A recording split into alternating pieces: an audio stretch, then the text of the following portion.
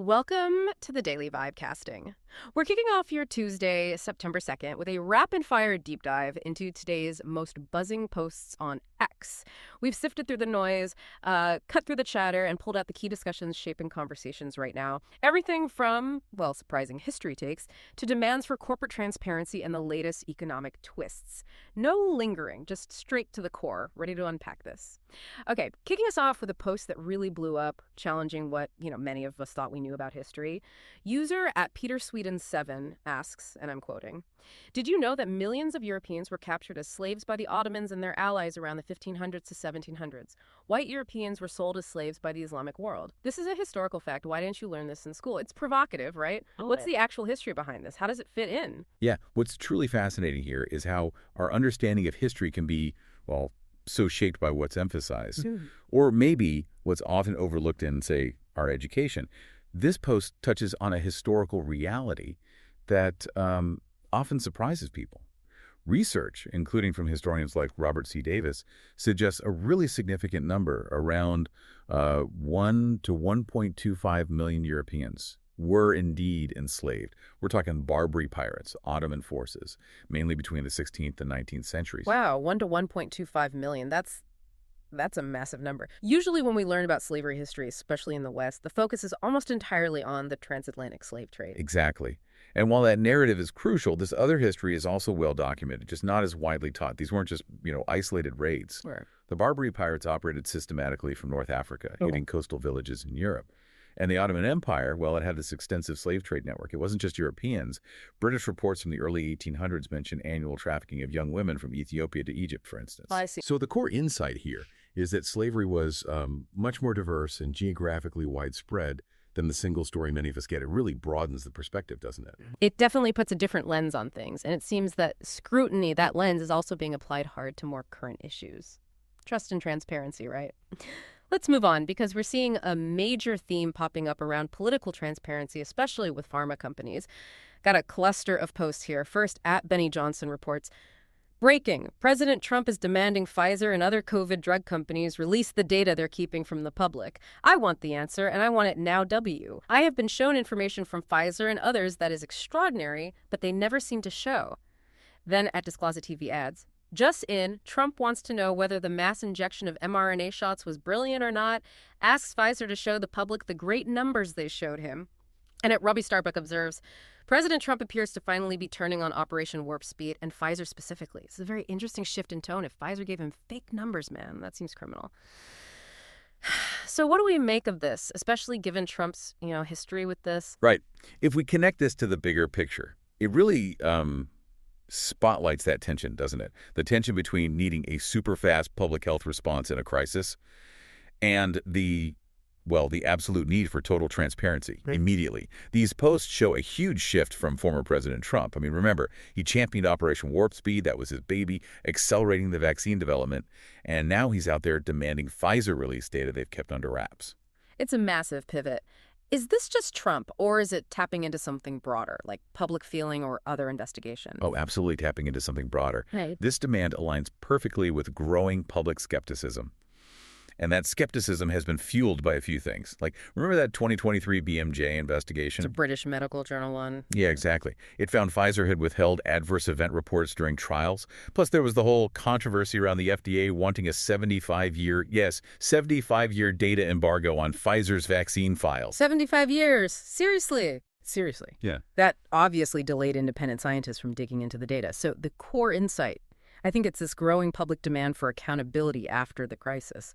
It shows trust isn't just built on speed, but on releasing all the data, warts and all, even if it takes time. Right. It's about the full picture, eventually. Okay, from health transparency, let's switch gears to global trade. Economic nationalism seems to be really buzzing. Got a couple of posts here. First, at JD Vance shares a link about U.S. India trade tensions.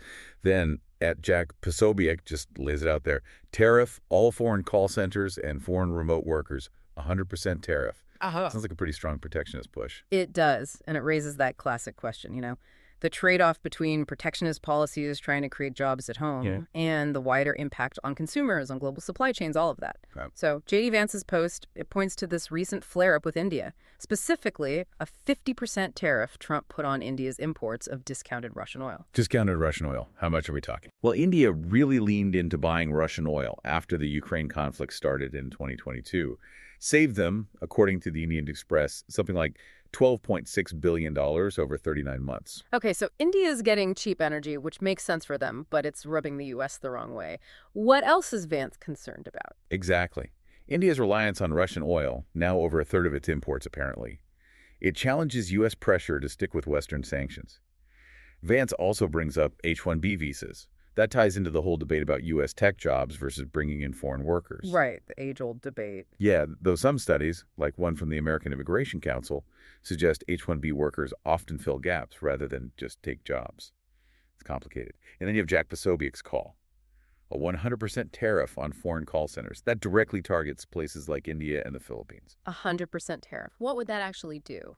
Well, proponents argue it could shift maybe 1.2 million jobs back to the U.S. That's a NOSCOM estimate. Yeah. But, and this is a big but, there are major risks. Like what? Higher prices for us. Absolutely. IMF analysts project maybe a 0.5% rise in U.S. consumer prices if these tariffs really disrupt things. Huh. We saw something similar with steel tariffs back in 2002. They raised costs for everyone, but the job gains domestically were pretty marginal. So the core insight, protectionism sounds appealing, but it often creates these complex ripples. Higher prices, supply chain chaos. It's messy. A real balancing act, definitely. Okay, let's bring it back home. A huge domestic issue. Housing. It feels like everyone's talking about it. Two posts really nail this. First, at Watchaguru reports, Jesty on Treasury Secretary Besant says President Trump might declare a national housing emergency in the coming months. And then almost underlining it, at Unusual Avails announces, home purchases are getting canceled at a record rate per Redfin. A potential emergency and record cancellations. What is going on? Yeah, what's fascinating and also pretty grim is how interconnected it all is. You've got rising rates, not enough houses, even climate issues popping up regionally, all squeezing the average buyer. We are deep in an affordability crisis. Median home prices, $420,000. That's up 30% since 2020. 30%. 30%. And nationally, we're short about 5.5 million homes. That's a huge gap. Those numbers are just staggering. And now talk of a national emergency. What would that even achieve? Would it actually help? Well, Treasury Secretary Besant, hinting at it, suggests maybe using executive powers, perhaps deregulating zoning, offering tax incentives to build more, things like that. But economists are, frankly, pretty skeptical. A recent survey showed over 60% doubted it would work effectively. And it's crucial to remember this isn't 2008 all over again. How so? 2008 was driven by bad mortgages, subprime lending, leading to mass foreclosures. Today, it's different. It's fueled by persistently high interest rates. Mortgage rates are around 7% now, double what they were just a few years ago. Plus, investors have been snapping up properties, pushing prices even higher. So less of a bubble bursting, more of just an intense squeeze and those canceled contracts. Exactly. The Redfin data reflects that squeeze perfectly. A record 15.3% of home purchase contracts fell through in July. That's huge. And it's worse in some places. Texas, Florida, seeing cancellation rates over 20%. Why so high there? Partly because of massive spikes in insurance costs, especially related to climate risks like hurricanes. Florida premiums are up like 50% since 2020 alone. Wow. So the core insight, it's not just one thing. It's this perfect storm. High rates, low supply, rising insurance costs, all making homeownership feel impossible for many. Such a tough spot for so many people. Okay, shifting from the economy to more of a cultural snapshot. This post sparked a lot of chatter about cultural integration. User at BubbleBathGirl shares a video commenting, Minneapolis Mayor Jacob Frey recently attended an event in Somalia where he danced for the Somali attendees. JK, this was in Minneapolis, she continues. But can you see more than one American flag? Frey went to sit down, then instead danced with the crowds. Very cringe. Live and show on TAT. What are we actually seeing here and why the strong reaction? Right. This really highlights the tricky dynamics local leaders face in really diverse cities. Actions meant to build bridges. Sometimes they get viewed through very different lenses online. The video actually shows Mayor Frey at a cultural event in Minneapolis, dancing with members of the city's large Somali community. Minneapolis does have a very significant Somali population, right? It does, due to historical migration and refugee resettlement. So the user's JK, this was in Minneapolis quip, kind of plays on that visibility. And the comment about the flags and calling it cringe. Yeah, the event having lots of Somali flags and few American ones, that simply reflects the community celebrating its heritage in its adopted city. Now, Mayor Frey joining in was clearly meant as a gesture of connection, showing support for a big part of his constituency. But as the post and the reactions show, these things can get controversial fast. It taps into broader debates about, cultural integration, political symbols, what it means to be American in a multicultural place. So the gesture itself might be straightforward, but the interpretation online is complex. Precisely.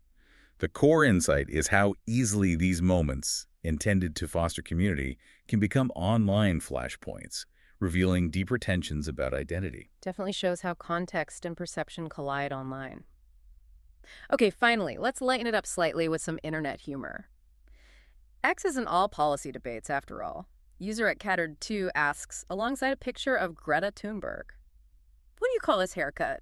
It's a pretty classic internet dig, isn't it? Oh, absolutely. Classic internet. The post is obviously just poking fun at Greta Thunberg's very distinctive hairstyle, that blunt shoulder-length cut. It's become a meme, Yeah. often compared to Lord Farquaad from Shrek, that kind of thing. Right, I've seen that comparison. And here's where it gets kind of interesting, psychologically speaking.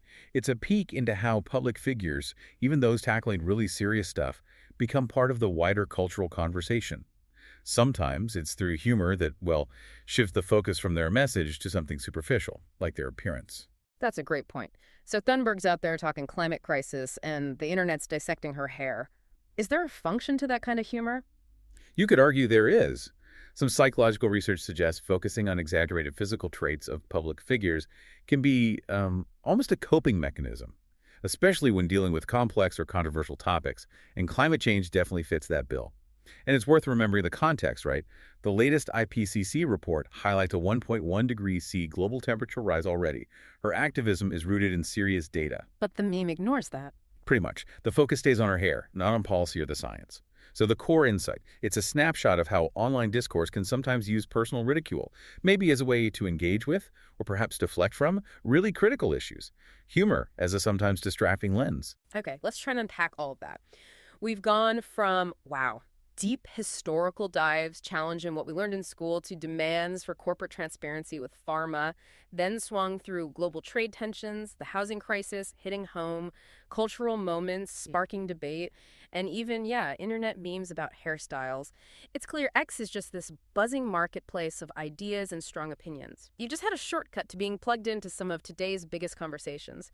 It really makes you wonder, doesn't it? How do all these seemingly separate threads weave together to create the daily vibe? What stood out to you from today's scroll? And maybe more importantly, what other narratives, what other debates might be shaping our world just beneath the surface? That's it for today's Daily Vibecasting. We hope this quick dive gave you some surprising facts and definitely plenty to think about. We'll be back tomorrow with more of what's trending. Stay informed.